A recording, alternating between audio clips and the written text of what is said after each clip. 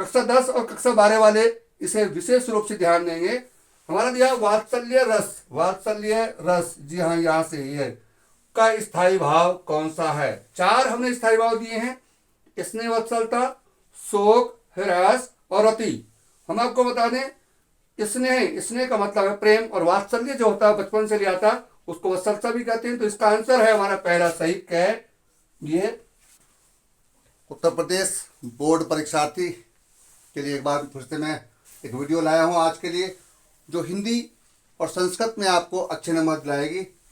कक्षा 10 और कक्षा 12 के लिए 2024 की परीक्षा में इस तरह के प्रश्न आते हैं जो अनिवार्य रूप से आते हैं। उसमें आप यहाँ पर देखेंगे पहले प्रश्न हमने दिया है यहाँ पर, जो हमारा आज का टॉपिक है वो है कारक, विभक्ति, अलंकार व शब्दरूप। इसमें आप देखिए हमने यहाँ पर प्रश्न 1 से लेकर के प्रश्न 10 तक दिए हैं। सभी छात्र छात्राएं यहाँ जो भी वीडियो देखेंगे वो अंत तक देखें और इसको अंत तक पढ़ें और समझें। 4 ऑप्शन वाले हमने यहाँ पर प्रश्न दिए हैं। इसमें हमने पहले प्रश्न में दिया है अपदान शब्द में कौन सी विभक्ति है। तो आप यहाँ पर देखेंगे हमने 4 ऑप्शन दिए, द्वितीया, पंचमी, चतुर्थी और षष्ठी। तो मैं इसका आंसर आपको लगाता हूँ, ये आपका आएगा ख, यानी ये पंचमी विभक्ति। इसी तरह से हमने प्रश्न नंबर 2 दिया है चतुर्थी विभक्ति में कौन सा कारक है। तो हमारे यहाँ पर आंसर होगा चतुर्थी विभक्ति में संप्रदान कारक यानी ग। आप देखिए इसके बाद हमने प्रश्न तीसरा प्रश्न दिया है। अब यहाँ पर हमने लिया है शब्द रूप, शब्द रूप लिए यहाँ पर, जो कि संस्कृत में शब्द आते हैं। जैसे हमारे मधु शब्द, मधु के रूप चलते हैं, फल के रूप चलते हैं, मति के रूप चलते हैं। तो हमने यहाँ फल रूप में से एक शब्द लिया है फलेसु। फलेसु शब्द में कौन सी विभक्ति और वचन है। तो यहाँ आप ध्यान देंगे फलेसु हमने यहाँ द्वितीय विभक्ति एक वचन, षष्ठी विभक्ति बहुवचन, षष्ठी विभक्ति एक वचन, और उसमें लास्ट में अपने ऑप्शन है इनमें से कोई नहीं। तो हमारा यहाँ ऑप्शन होगा ख, षष्ठी विभक्ति बहुवचन। इसके बाद आप प्रश्न नंबर 4 देखेंगे, ये भी हमारा फल शब्द रूप है। मधुनी शब्द हमने लिया है यहाँ पर। मधुनी जो हमारा है शब्द में कौन सी विभक्ति और वचन है। तो आप यहाँ देखेंगे यहाँ भी हमने 4 ऑप्शन दिए हैं, जिसमें हमारा जो ऑप्शन है पहला वाला सही आएगा, सप्तमी विभक्ति एक वचन। इस तरह से प्रश्न नंबर 5 ये भी हमारा शब्द रूप में से हमने लिया, जो कि अनिवार्य रूप से आते हैं प्रश्न में। हमारा शब्द है मत्यो। ऐसी मात्रा मत्यो, मधुनो, ऐसा अगर ओ की मात्रा वाला शब्द आए तो आपको मैं विशेष रूप से बता दूं ये 2 जगह आता है, षष्ठी में भी आता है और सप्तमी में आता है। तो आपको यहाँ पर ध्यान रखना है वचन का, ये आता है हमारा द्विवचन में। तो द्विवचन हम बात करें तो सप्तमी द्विवचन आएगा ग ऑप्शन, जी हाँ। इसी तरह से प्रश्न नंबर 6 में हम देखते हैं अलंकार हमने यहाँ दिए हैं। जैसा कि हमने बताया था कारक, विभक्ति, अलंकार, शब्दरूप। तो कारक विभक्ति हमने पहले दे दिए, शब्दरूपी, और अलंकार के लिए हमने नीचे प्रश्न दिए हैं। यहाँ पर हमने आपको 6, 7, 8, 9, 10 यानी 5 प्रश्न हमने अलंकार के रूप में दिए हैं, आप देखिए यहाँ पर, और रस के रूप में दिए हैं। तो पहला प्रश्न हमारा है उपमा अलंकार का अंग नहीं है। यानी आपको मैं बता दूं उपमा अलंकार के 4 अंग होते हैं। पहला आता है उपमेय, दूसरा उपमान, तीसरा वाचक शब्द और चौथा होता है समान धर्म। तो मैंने 3 ऑप्शन तो यहाँ दिए हैं और एक उसमें से नहीं है। जो कि नहीं है वो है भेद, यानी ये ऑप्शन आपका नहीं है। तो 4 अंगों में से याद रखेंगे, प्रश्न आ सकता है। आपका 7वां प्रश्न में ध्यान दिया हमने, वो निम्न में से अर्थालंकार नहीं है, यानी जिसका अर्थ नहीं है वो अलंकार कौन सा नहीं है। तो हमने यहाँ पर दिया ऑप्शन क, उपमा, उत्प्रेक्षा, सगमा। ध्यान दीजिए सगमा से लगाया हमने यहाँ पर, रूपक अलंकार। तो आप देखिए उपमा अलंकार भी होता है, उत्प्रेक्षा अलंकार भी होता है, रूपक अलंकार भी होता है, लेकिन सगमा अलंकार नहीं होता। इसलिए आपको यहाँ पर ऐसा शब्द दिया जा सकता है। इसके साथ ही आप देखेंगे हमने प्रश्न नंबर 8 में बहुत ही स्पष्ट रूप से यहाँ पर दिया है, पहचान हमने बताई है कि अलंकार की पहचान होती क्या है।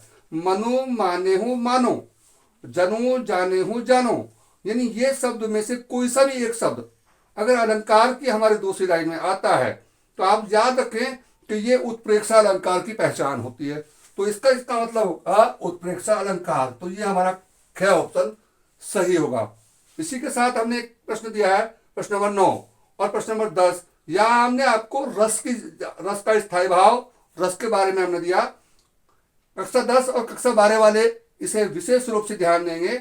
हमारा दिया वात्सल्य रस, वात्सल्य रस, जी हाँ यहाँ से ये का स्थायी भाव कौन सा है। चार हमने स्थायी भाव दिए हैं, स्नेह, वत्सलता, शोक, हृदय और रति। हम आपको बता दें, स्नेह का मतलब है प्रेम, और वात्सल्य जो होता है बचपन से लिया था उसको वत्सलता भी कहते हैं। तो इसका आंसर है हमारा पहला सही कै। ये आप याद रखें। दूसरा हमारा प्रश्न नंबर 10 है, वीर रस का स्थायी भाव है। तो मैं बता दूं आपको, इसमें 3 नहीं है और हमारा ग ऑप्शन सही है, उत्साह। आपने यहाँ पर देखा, मैं आपको बता दूं, हमारे पास वात्सल्य रस जो है हमारा, वो है हमारा स्नेह यानी प्रेम का रस। बचपन में हम प्रेम करते हैं बच्चों को, उसके लिए। दूसरा रस हमारे यहाँ दिया आवाज में शोक रस। शोक जो है दुख का कारण होता है, जिसको कहते हैं करुण रस। ह्रास रस यानी हास रस, हंसी का रस यानी हास्य रस का ये स्थायी भाव है। और रति, जिसे हम रति कहते हैं, ये श्रृंगार रस का जो है स्थायी भाव है। तो आपने देखा, नीचे भी हमने 4 ऑप्शन दिए और मैंने पहले 4 ऑप्शन आपको यहाँ बता दिए कि किस रस का कौन सा स्थायी भाव है।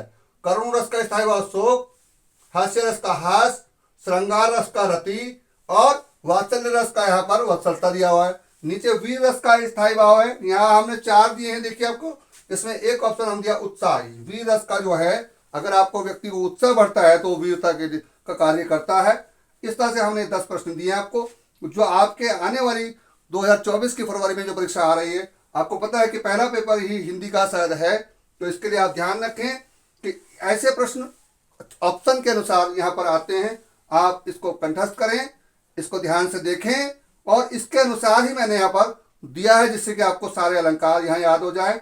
विभक्ति कारक कल भी हमने एक वीडियो दी थी, मैं आपसे एक बार कर दूं, आप जो हमारे चैनल को सब्सक्राइब जरूर करें, लाइक करें और कमेंट करें। हम आपको बोर्ड परीक्षा से पहले हिंदी, संस्कृत, इंग्लिश, उर्दू और अनेक जो हमारे विषय हैं इंटर तक 10th और 10th के, वो हम 2 पेपर देने जा रहे हैं। पहला पेपर हमारा आने वाली 11 तारीख को आ जाएगा और दूसरा पेपर आने वाले यानी 22 तारीख से पहले हमारा 18 तारीख आएगी। 18 तारीख से पहले हमारा दूसरा पेपर आएगा, 4 दिन पहले। तो मैं गारंटी से कहता हूँ, जो बच्चे हमारे वीडियो देख रहे हैं वो वीडियो को ध्यान से देखें और उन प्रश्नों का ध्यान रखें जो हम यहाँ बताने जा रहे हैं। मैं कहता हूँ आपको सफलता मिलेगी और 100% सफलता मिलेगी। बस आप इसे याद करते रहिए और हमारा आशीर्वाद आपके साथ है। अच्छे नंबर लाइए।